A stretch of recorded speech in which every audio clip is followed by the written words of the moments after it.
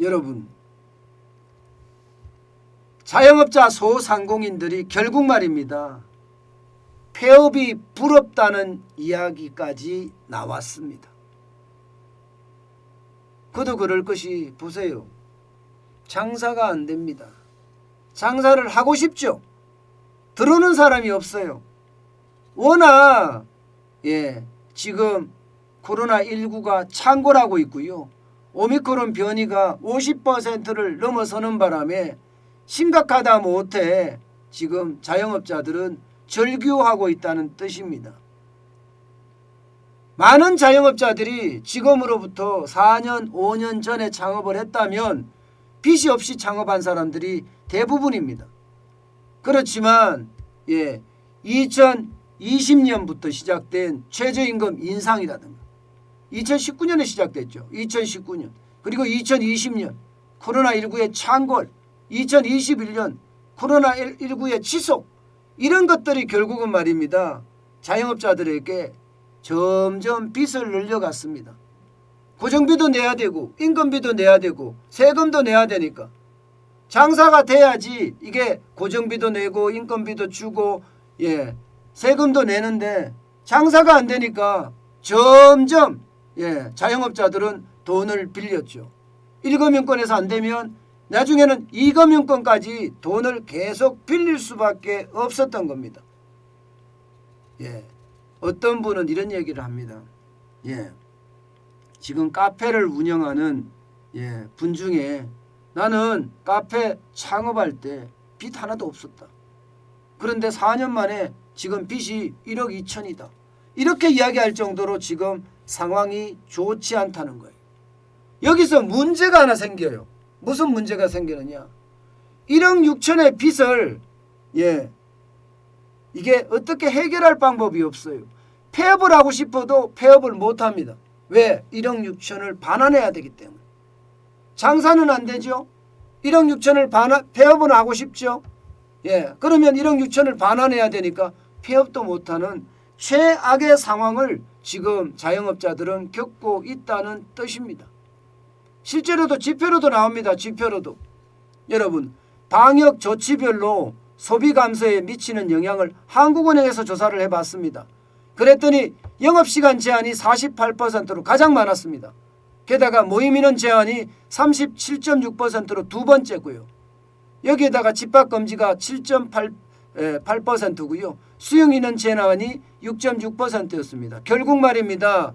정부가 방역 조치를 시행하는 데 따라서 자영업자 매출은 최악으로 갔다는 이야기가 되잖아요. 자영업자 매출이 최악으로 갈 수밖에 없었어요. 실제 지표가 나온 겁니다.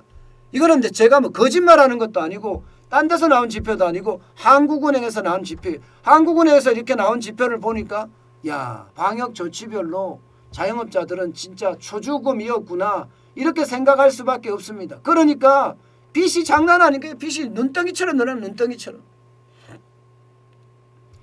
나이스 평가 정부에서 나온 정보를 보면요. 개인사업자 대출이 632조입니다. 그중에 말입니다. 1금융권의 대출에다가 이게 빚이 못 갚으니까 2금융권으로 갈 거 아니에요? 2금융권에서 대출하다가 빚을 못 갚으니까 3금융권까지 가요. 쉽게 말하면 대부까지 가는 사람들도 많고요. 결국 말입니다. 다중채무자로 전락하는 거죠. 다중채무자가 지금 얼마나 많은지 여러분도 보이시죠? 632조 중에 157조가 다중채무자입니다. 전체 대비해서 24.8%예요. 굉장히 많이 늘어난 숫자입니다. 이렇게 됐을 때 자영업자들이 계속 버텨낼 수 있을까요? 그러니까 차라리 나는 폐업을 했으면 좋겠다. 폐업을 하게 해달라. 뭐 이렇게까지 이야기해요. 정부도요. 이게 상가임대차 보호법을 개정을 했습니다. 실제로 개정을 해서 주인한테 미리 3개월 전에만 통보를 하면 지금 계약 기간 중에서도 계약을 해지하고 실제 계약을 해지할 수 있다고 합니다. 그런데 실제 사람들한테 물어보면 3개월 전에 통보해서 계약 해지하는 게 뭐가 중요하냐. 지금 매출액이 일어나서 내가 이자도 갚고 대출금도 갚고 가능하다면 지금까지 밀린 월세도 갚아야 되는 것 아니겠느냐. 근데 장사를 못하게 하니 이게 뭐 상황이 굉장히 어려워지는 것 아니냐 이렇게 이야기합니다. 특히 말입니다. 여러분 이거 한번 보세요. 2019년 12월에 482조였어요. 그런데 2021년 딱 2년 지났나요? 2년 지났는데 얼마예요? 632조입니다. 그러면 단순하게 보더라도 150조가량 늘어났죠. 150조가량. 그러니까 자영업자들이 그만큼 소상공인들이 그만큼 상황이 심각하다는 이야기입니다. 심각하다는 이야기. 문제는 여기서 끝나지 않습니다. 왜냐하면 대출을 하고 싶어도 지금 대출을 하지 못하는 그런 상황으로 계속돼 가고 있고요. 거기에 대한 이자 부담도 굉장히 많이 늘어난다는 거예요. 여러분 이거 한번 보세요. 이거 한번 보세요. 정부가 준다는 소상공인 방역지원금 300만 원 줘봤자 이자가 더 늘어나서 이자 부담이 807만 원으로 더 많다는 거예요. 왜냐하면 자영업자의 평균 대출액이 2억 2,819만 원이었거든요. 여기에다가 5년 만기 신용대출 기준으로 적용을 해봤더니 이게 뭐 2,325만 원에서 3,132만 원까지 늘어나는데 지금 금리가 올라가는 것만 딱 빼보니까 1%, 2%, 1.2% 올라가잖아요. 빼보니까 807만 원이다 이거예요. 결국은 말입니다. 자영업자들은 빨리 폐업해서 이 부담을 덜고자 하나 이 부담조차도 덜기가 쉽지 않다는 이야기입니다. 부담조차도. 이런 걸 보고 있으면 여러분 그 어느 때보다 자영업자들의 상황은 점점 어려워진다. 실물경제의 상황은 점점 최악으로 간다. 이런 얘기가 됩니다. 여러분 제가 여러분들에게 늘 말씀드리는 것 중에 대표적인 이야기가요. 실물에 대한 위기예요. 실물이 제대로 받쳐줘야 됩니다. 지금처럼 부채가 계속 받치고 가다가는요. 어느 순간에 와장창 하고 무너집니다. 더 이상 국가 부채를 못 낼 때를 생각해 보세요. 문재인 정부에서 워낙 많이 빼다 썼습니다. 박근혜 정부 때까지만 하더라도 국가 부채가 600조밖에 되지 않았어요. 그런데 지금 올해 1100조가 될 가능성이 큽니다. 그러면 500조가 늘어났습니다. 500조가.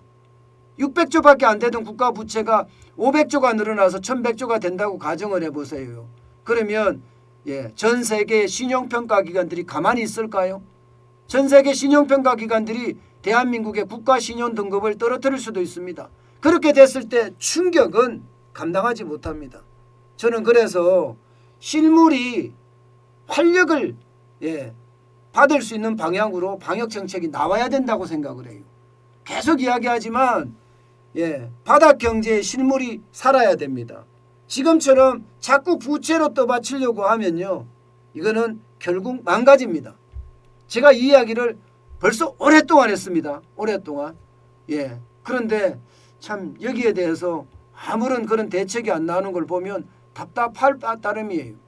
여러분 제가 여러분들에게 인플레이션 터진다고 이야기했을 때 어땠습니까? 정부는 일시적이라고 했죠. 인플레 터졌잖아요. 위기 온다고 제가 이야기했을 때 계속 위기가 올 수 있다고 다른 사람들의 지표와 정부의 지표 여러 지표를 가지고 계속 설명을 했는데 지금 위기가 점점 다가오고 있죠. 이미 다가왔습니다. 긴축 발전은 지금 왔습니다. 벌써. 이거보다 더 심각한 양상으로 갈까 지금 두려운데 그렇게 갈 가능성이 있죠. 때문에요. 저는 지금처럼 부채로 경제를 떠받칠 것이 아니라 실물이 활성화될 수 있게끔 방역 정책을 바꿔야 된다. 저는 이렇게 계속 주장을 하고 있습니다. 그것만이 우리 경제를 살릴 수 있는 비결이 아닌가 저는 그렇게 이해합니다.